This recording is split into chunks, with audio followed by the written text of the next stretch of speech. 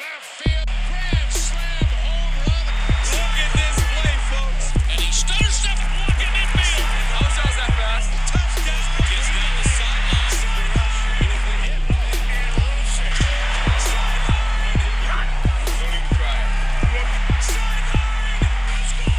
You touchdown.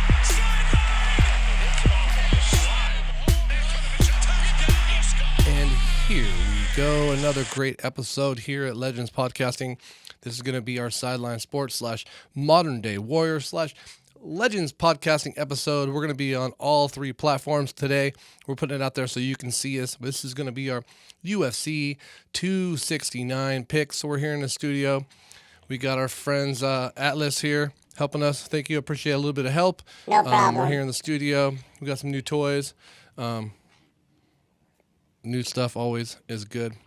It's working. New cameras, new lenses, new help, new people. So here we go. 269 UFC fight picks. Saturday is happening. Big fight. Let's start this off with some Legends Lemonade, courtesy of Chivas. That stuff does not help my belly. Tasted delicious. Like always, thank you, Chivas, for giving us the inspiration. Lemonade, that is. Right? No affiliation. Yeah. Okay, cool. So if you guys remember, this is Charles Oliveira versus Dustin Poirier. Nunes versus, this is a couple of these fights are definitely going to change here. So here, let's go to the undercard here. Boom. Yeah, Nunes versus Pena.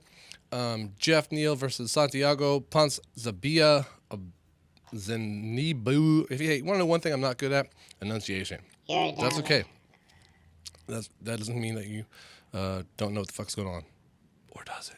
Anyways, we got Kai versus Kobe Gamera and Ryan Pavia versus Sean O'Malley. Okay, if you guys remember that this fight was actually going to be a Leon Edwards versus Jorge Masvidal fight, but Jorge pulled out, and who knows what's going to happen with Leon Edwards? Waiting for that next big fight. Who knows what's going to go on? But we're going to make our quick predictions for this fight. We're going to go across the board and say who we want to win in these fights. And I'm going to start off with Sean O'Malley. You know, I have a thing I say about fighters and fighters with cool haircuts. For some reason, it always seems to me that fighters with cool haircuts, let me see if I can set this up. There we go. Sorry. Not paying attention. Fighters with cool haircuts, they always seem to lose. When they get the braids, whatever they seem to do, that is like they put too much attention to their head and not enough attention to their face. Because the other person now can, or like, it's almost like, oh, sweet. You drew like a green highlighter around your head. I'm just going to punch that. Before your head was like blending into the background. It was hard to punch you, but now I know exactly where your head is. It's the flashing rainbow color of hair that you have there, Sean O'Malley. So I don't know what it is. I'm not a big fan of Sean O'Malley. I'm not saying he's a great fighter. Sometimes it's really scary. You know, he is 5'9". It's amazing when I see these fighters like, oh man, I think when you see him on TV, and granted, probably in person, this guy will still whoop my ass. But like on TV, you see Sean O'Malley, like, you know, oh, fuck, that dude is big and he's long and lanky and man, he's kicking the shit out of people, man. He's in great shape.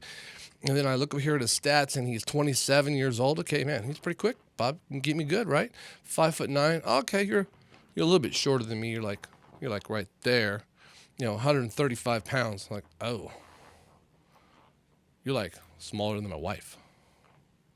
You know, but probably still great fighters. You know, probably whoop my ass still. He has a 72-inch reach. You know, he has a half inch. You know, he has like 3.5 inches over Pavia. But I hope I said that right. He's 5'7". They're both weighing at 135. They're both about the same age, 26 and 27. O'Malley is 14-1. I was looking up. He had a last loss like 3 fights ago, maybe 4 fights ago. It was a while ago. He's on a win streak, maybe 5 fights ago, I think it was. And so let's see how this turns out. You know, it's hard to bet against these guys sometimes. You know, he's really good. What? I know. But you know, so I'm going to say O'Malley has a little reach advantage. He's always a little bit cocky. I'd like to see him lose. You know, because I'm not a big fan of his, you know. So I hope he, you know, but no matter what, I want to see a good fight, and I hope no one gets hurt. That's kind of what it comes down to. Cody Garbrandt. You know what I mean? Like, this guy was like the next big thing, and then it's kind of sad because I think he was coming up, and then he got his ass whooped by man, name escapes me right now. TJ Dillashaw. Starts with a D. Anyways, the guy beat him, tested positive, like for super steroids, right? Yeah, you look it up. Super steroids, and that's how he lost that fight, and it's pretty good. Man, fucking. I'm skipping my mind. I'll pop a picture up here. You'll see his face. You know, it's like all the other fighters. I got Cody and Kai. You know, in these age size. Once again, 125 pounds. Cody's 125 pounds. He probably whooped my ass for sure. But like you see him in the ring, he's probably still a little kind of small, but like 125 pounds, 5'7". Now you're talking about like to my chin, and 125 pounds. My 17-year-old son is 5'11", 200 pounds. So I don't know. Granted, this guy probably hits a little bit harder and faster. But here, the other guy, Kai, has a 5-inch reach advantage. That's pretty drastic. Cody, it's hard. I like the guy a lot. Family, everything with him, I like him. A little bit cocky coming out. There's a lot of cockiness to him, man. If he was successful, I don't know what would happen, how his cockiness would go. But luckily, he's been humbled, so he's always stayed this just right there. He's a great guy. Seems really great. People love him. 12-4. I'm gonna go with Cody on this one. So we'll see how that one goes. Like I said, so far we got Sean and Cody, and then we go to the next one.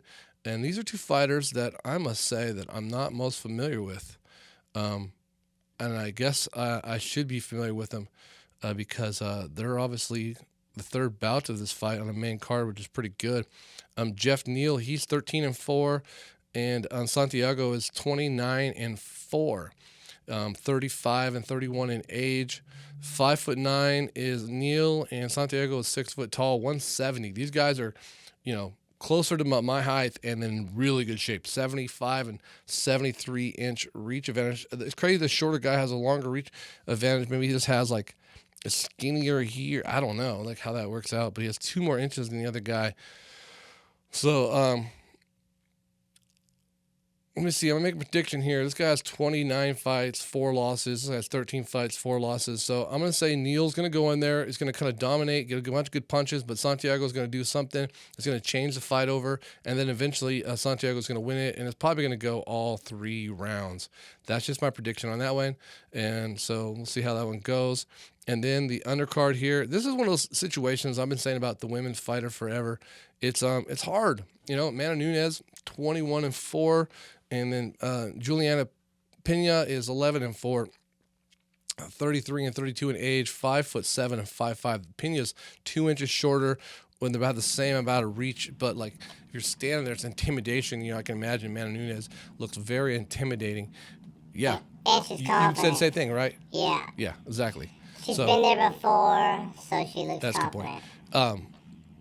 So Amanda Nunes, who's gonna beat her? Like they said, sometimes they're like champions. I heard this the other day. They fight, and then somewhere around the 6th or 7th fight, finally someone beats them. I don't know if this is the chick. I see the pictures I got of the fighters. Here up. It's sometimes hard, like when you see these fighters and you think that they're going to. Why do you put the picture of the girl looks like she's a model? It's hard to like. This person looks assassin model. The man who I saw his picture. She's cute still, but. Model assassin is a little different. Even like Cody, he looks like a model, but he's assassin too. Look, check this out. Kai, this guy right here. No, sorry, not Kai, but the Pavia Rulian. He has a mustache. I saw him earlier. Check this picture out. Yeah, you saw the same thing, right? Baby right? Paul. Yeah, Paul Acosta. That's Looks exactly like it. Put that picture up. Mustache. There you go. Yeah, it's crazy. Looks just like Paul Acosta, and that's probably why he shaved the mustache. He looks like Baby Paul, but hopefully he does better than Paul. That's just my hope, pick for there. But, this is a fight, like I said. This is about 6 fights, 7 fights. This were what, with the other girl who lost, We lost to Holly Holmes. The girl kept getting armbar. Lost her names today. Ronda Rousey. But like this might be it. But it's hard, you know. She's just a dominative force. Who's going to beat her? Even though she has kids, she's a family mom. But maybe that makes her Mama Bear even more pissed. But I'm going to go with Amanda Nunes. I'm not going against her at all. Which takes us on to the main event. Let's see here. Speaking of main event, did you guys by any chance see the? Let's see here. By any chance you guys see the? Oh yeah. Did you see the Kanye West? Drake performance last night. It was on Amazon Prime. It was on Twitch. It was, it was epic. It was definitely an epic performance. It was special. It's kind of cool. But, Kanye West, Legend. he's not a performer. He can't sing that great.